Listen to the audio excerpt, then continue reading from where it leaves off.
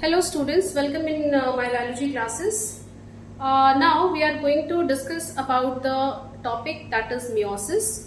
In the last lecture we have discussed about some parts of the meiosis like what is meiosis, the discoverer of meiosis, what is the purpose of meiosis, why it occurs in the living body, the different phases of meiosis, that is meiosis 1 and meiosis 2, and in the sequence of that we have also discussed in the same video about the prophase 1.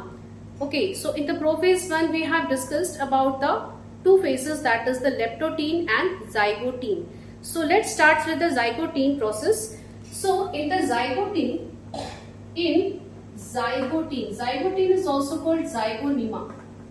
Zygotene is also called zygonema.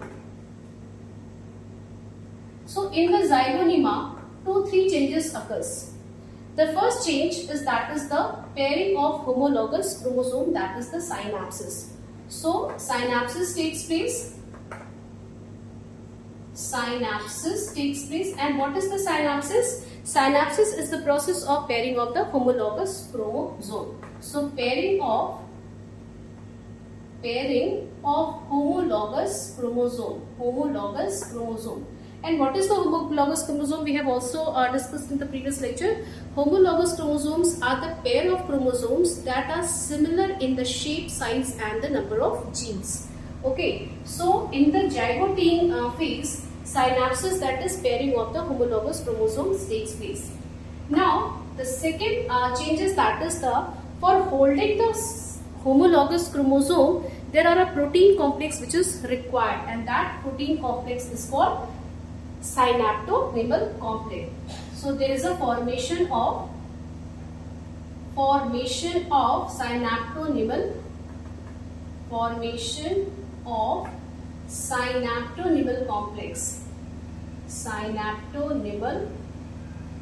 complex to hold the homologous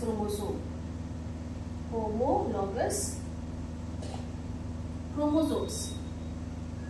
Okay.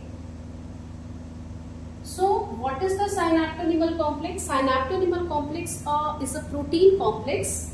So synaptonemal complex is a protein complex. It is a protein complex that holds the homologous chromosome, that holds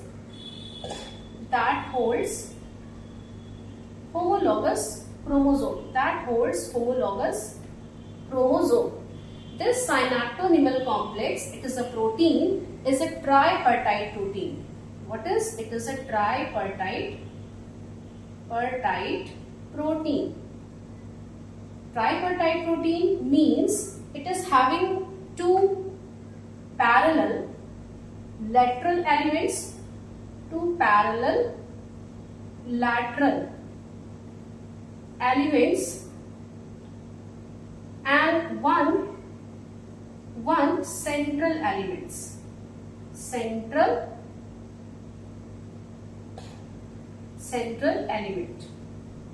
Okay, so this is the tripartite protein. 3 elements होते हैं, 2 parallel elements होते हैं और एक central element होता है. Like अ zip, जैसे zip होती है ना, 2 साइड में होता है और एक बीच में होता है. तो इस तरह से यहाँ पर जो सिनेप्टोनेमल कॉम्प्लेक्स है वो एक ट्राइपर्टाइट प्रोटीन है. अच्छा, अगर इस प्रोटीन में म्यूटेशन हो जाए, if mutation occurs in this protein then what will happen? Then meiosis will not occur.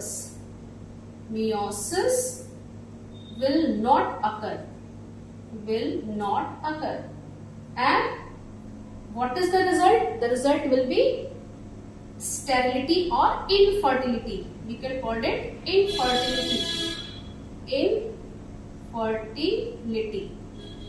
infertility, that is the person not able to produce the gamete and not able to produce the child. So this synaptonemal complex is required for 2 purposes. So what is the purpose of synaptonemal complex?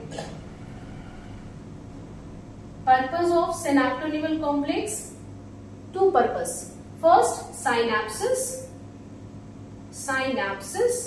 and the second would be the recombination. Recombination means there is a crossing over. And what is the synapses? That is the pairing.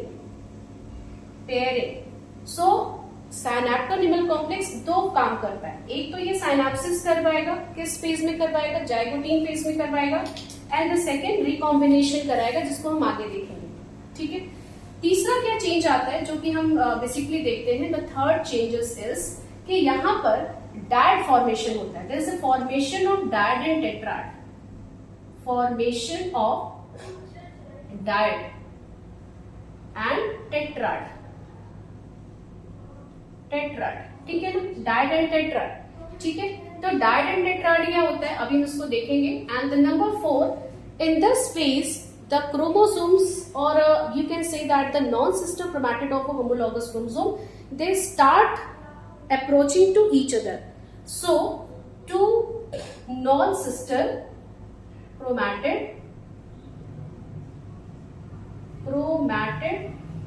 of homologous chromosome start approaching to each other.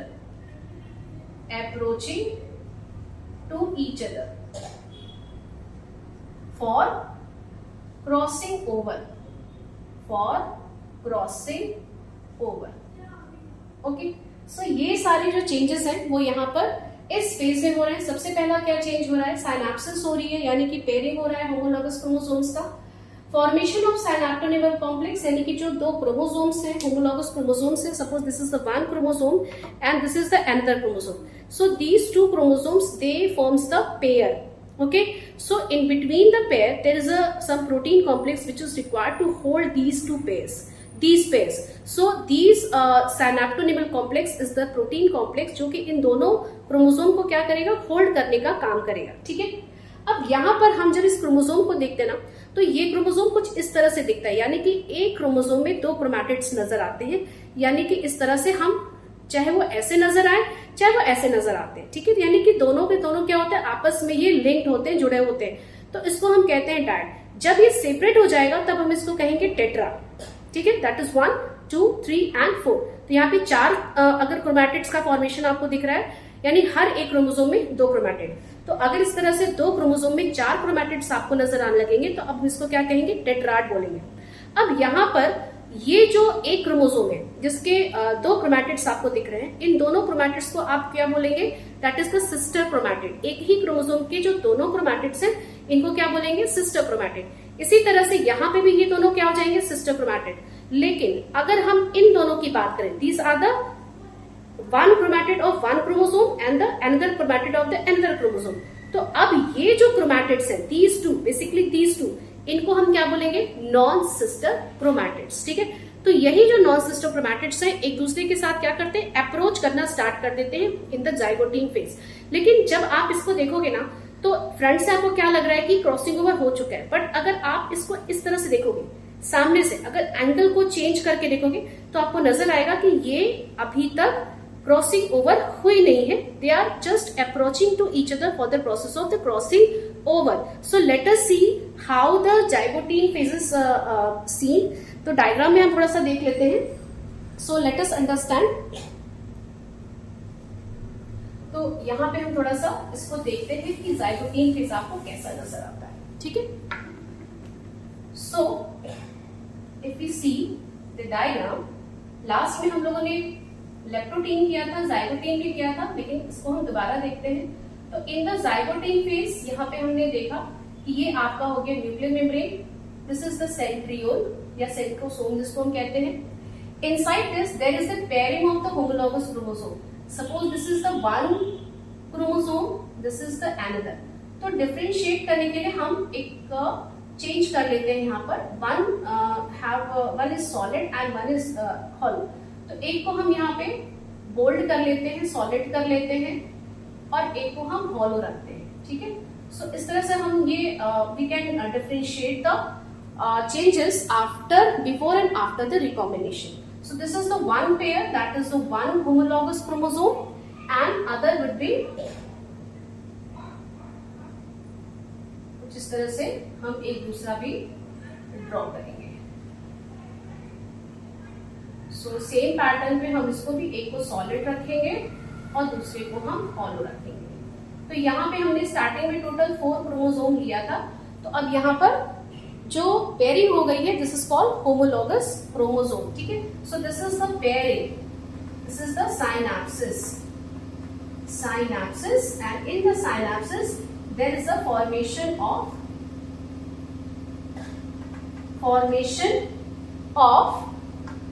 homologous chromosome।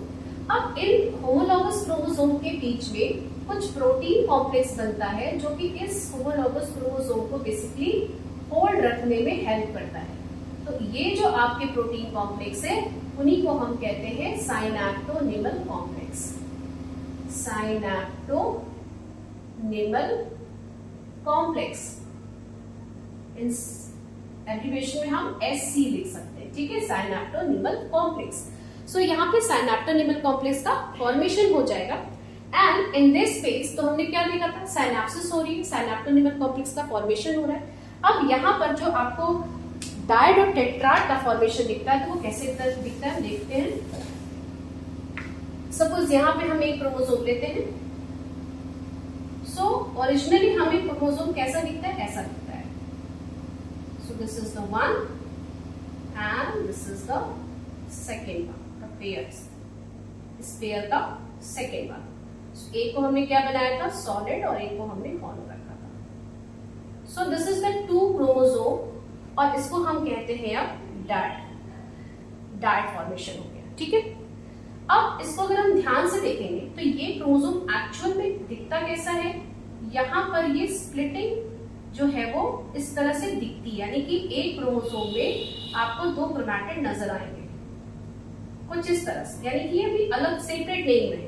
तो ये हो गया आपका पहला, और second आपका कैसा हो जाएगा, वो भी ऐसे ही हो जाएगा।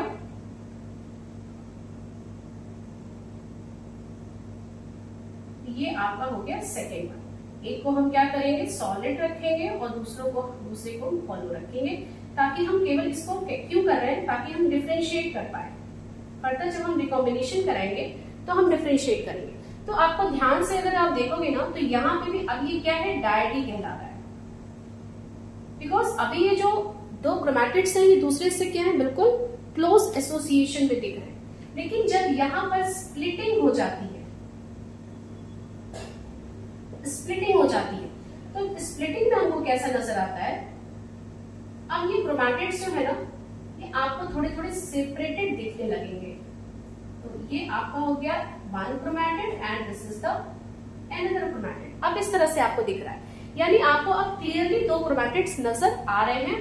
और इसी तरह से जो दूसरा होगा, this is 1, this is the second, ये आपका हो गया इस तरह से, यानी अब आपको ये दोनों क्रोमैटिड सेपरेट दिखाई दे रहे हैं क्लियर।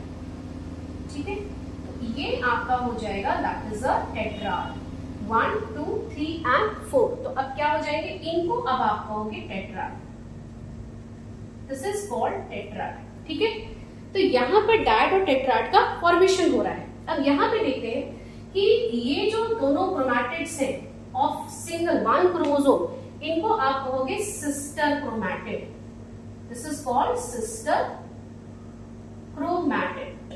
ठीक है, इसी तरह से ये दोनों भी क्या हो जाएंगे, सिस्टर क्रोमैटिड हो जाएंगे। सिस्टर क्रोमैटिड क्योंकि दोनों एक ही क्रोमोसोम के हैं।